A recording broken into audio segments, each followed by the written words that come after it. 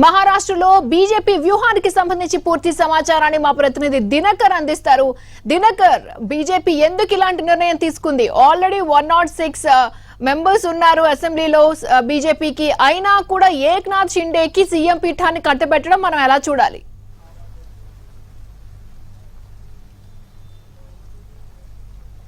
ఇది బీజేపీ ఇచ్చినటువంటి ట్విస్ట్ కన్నా సేఫ్ గేమ్ ఆడుతుందన్న దానికి సంబంధించే మనం ఎక్కువగా మాట్లాడుకోవాల్సి వస్తుంది. ఎందుకంటే హిందుత్వ అజెండాతో మహారాష్ట్రలో శివసేనను కాదని ఏ పార్టీ కూడా ముందుకెళ్లలేదు. ఒకవేళ బీజేపీ దేశవ్యాప్తంగా హిందుత్వ అజెండాని ముందుకు తీసుకెళ్తున్నా కానీ మహారాష్ట్రలో మాత్రం శివసైనికులు శివసేన పార్టీకి సంబంధించినటువంటి కార్యకర్తలు ఎవరైతే ఉన్నారో వారితో పోటీ పడడంలో మాత్రం ఖచ్చితంగా బీజేపీ రెండో ప్లేస్లోనే ఉంటుంది.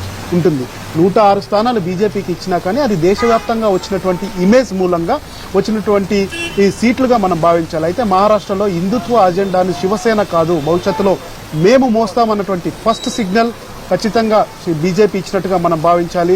ఇన్నాళ్ళు మహారాష్ట్రలో శివసేన కింగ్ మేకర్ గా ఉన్నటువంటి పార్టీ ఇప్పుడు ఆ పొజిషన్ ని మహారాష్ట్రలో బీజేపీ తీసుకున్నట్టుగా మనం భావించాలి. గతంలో మహారాష్ట్రలోకి ఎవరు వచ్చినా కానీ బాల్ ఠాక్రేని కలిసే వాళ్ళు బీజేపీ నేతలు కావచ్చు, ఆ తర్వాత హిందుత్వ భావజాలం ఉన్నటువంటి నేతలు ఎవరైనా కూడా బాల్ ఠాక్రేని కలిసేవారు. కానీ ఇక్కడ మాత్రం ఏక్నాథ్ షిండేకి తెర వెనుక మద్దతు ఇస్తూ బీజేపీ ముందంజలో ఉండాలన్నటువంటి ప్లాన్ లో ఉంది. అది భవిష్యత్ రాజకీయాలను దృష్టిలో ఉంచుకొని బీజేపీ వేసినటువంటి తొలి చెక్మేట్ గా మనం భావించాలి. ఆ తర్వాత బీజేపీకి శివసేన దూరం కాకూడదు, శివసేన మద్దతుగా ఉన్నటువంటి మద్దతుదారులు కూడా ఎవరు కూడా దూరం కాకూడదు అన్నది రెండో ప్లాన్ గా భావించాలి. ఎందుకంటే ఇక్కడ ఎక్కువ మంది శివసేన కార్యకర్తలు ఎవరైతే ఉన్నారో వారంతా కూడా తమది హిందుత్వ అయినా కానీ బీజేపీ వైపుకు వెళ్ళము, మేము బాల్ ఠాక్రే యొక్క ఆశయాలను కొనసాగించే వాళ్ళం అన్నది ఓపెన్ గా చెప్తారు. మహారాష్ట్రలో కూడా అలా ఉంది. ఇంకొక ప్లాన్ వస్తే ప్రభుత్వాలని బీజేపీ కూల్చేస్తుంది. దాదాపు 2008 నుంచి ఈ క్షణం వరకు కూడా, అంటే ఈ క్షణం కాదు మొన్నటి వరకు కూడా దాదాపు 8 ప్రభుత్వాలను కూల్చింది బీజేపీ అన్నటువంటి అపవాదను తొలగించేందుకు కూడా ఈ సేఫ్ గేమ్ ఆడారు. ఆ తర్వాత ఒక పాజిటివ్ ఇమేజ్ రానున్న ఎన్నికల్లో కూడా బీజేపీకి ఉపయోగపడుతుందని చెప్పి కూడా ఫడ్నవీస్ ను కాదని ఏక్నాథ్ షిండేని ముందు పెట్టడం ద్వారా కూడా బీజేపీ సక్సెస్ అయిందని చెప్పవచ్చు. ఆ తర్వాత షిండే ప్రభుత్వం సీఎంగా ఉన్నా కానీ,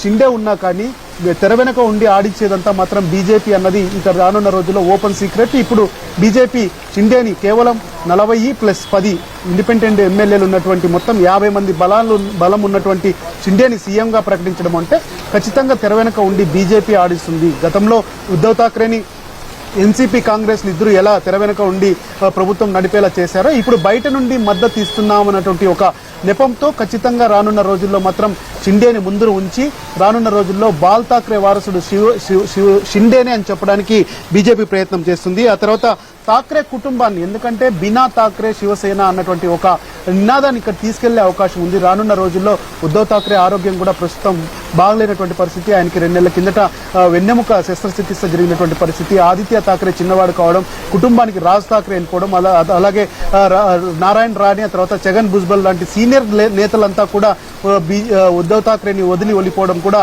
బీజేపీకి కలిసి వచ్చే అవకాశం. మాస్ లీడర్ గా ఉన్నటువంటి షిండేని బీజేపీకి అనుకూలంగా ఉన్నటువంటి శివసేన వర్గంలో చేరిస్తే రానున్న రోజుల్లో అటు శివసేన బీజేపీ ఇద్దరు కలిసి కూడా ఇక్కడ గవర్నమెంట్ ఫామ్ చేసే అవకాశం ఉంది. 2024 ఎలక్షన్స్ కావచ్చు, పార్లమెంట్ ఎలక్షన్స్ కావచ్చు, అసెంబ్లీ ఎలక్షన్స్ కావచ్చు, ఏక్నాథ్ షిండే భుజం మీద పెట్టి శివసేన మద్దతుదారులందరినీ కూడా బీజేపీ హక్కును చేర్చుకునే అవకాశం ఉంది.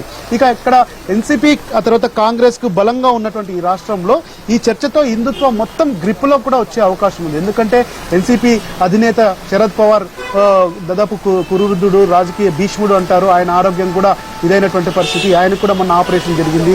అలాగే ఇక్కడ కాంగ్రెస్ చరిష్మా అంతా కూడా సోనియా గాంధీ, ఆ తర్వాత స్థానికంగా ఉన్నటువంటి అశోక్ చవాన్ లాంటి సీనియర్ నేతల మీద ఉండటం, రానున్న రోజుల్లో వారు కూడా మరింత బలీనపడితే ఇక్కడ బీజేపీ అతిపెద్ద హిందూ పార్టీగా, హిందుత్వ అజెండాను మోసే పార్టీగా కూడా బలపడే అవకాశం ఉన్నటువంటి ఒక గేమ్ లో కూడా ఉంది. ఆ తర్వాత ఆత్మరక్షణలో కూడా పడింది. ఎందుకంటే గత 10 రోజులుగా వస్తున్నటువంటి బీజేపీ ఎదురుదాడి అన్ని రాజకీయ పార్టీలు చేస్తున్నాయి, ప్రతిపక్షాలు చేస్తున్నాయి. ఆ తర్వాత జనాల్లో కూడా ఒక రకమైనటువంటి పల్చన వచ్చినటువంటి ఇది ఆ ఇమేజ్ ని కాపాడుకోవడానికి కూడా, ఆ ఇమేజ్ ని ఇంకా, ఎందుకంటే ప్రభుత్వాలు బలహీనంగా ఉంటే వాటిని కూలదేసి బీజేపీ ఆక్రమిస్తుంది అన్నటువంటి ఒక బ్యాడ్ ఇమేజ్ ని పోగొట్టుకోవడానికి కూడా ఇక్కడ సేఫ్ గేమ్ ఆడిందని భావించాల్సినటువంటి పరిస్థితి.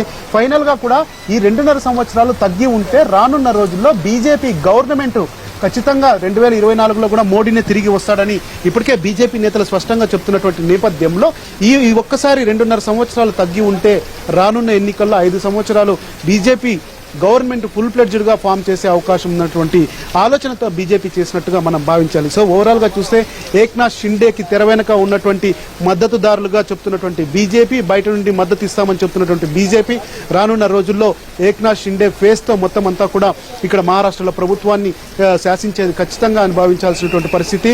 తాను ప్రభుత్వంలో భాగస్వామ్యం కాను అని దేవేంద్ర ఫడ్నవీస్ స్పష్టంగా చెప్పినప్పటికీ కూడా ఇక్కడ దేవేంద్ర ఫడ్నవీస్ ను కాదని, ఆయన ఇమేజ్ ను కాదని కేంద్ర బీజేపీ కూడా చేసేది ఏమీ లేదు.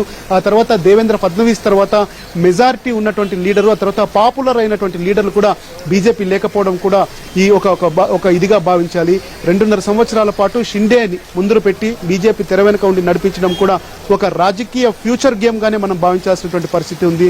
ఇది ఒక రకంగా చెప్పాలంటే one shot all birds theory సిద్ధాంతాన్ని బీజేపీ స్పష్టంగా ఇంప్లిమెంట్ చేసిందని చెప్పవచ్చు.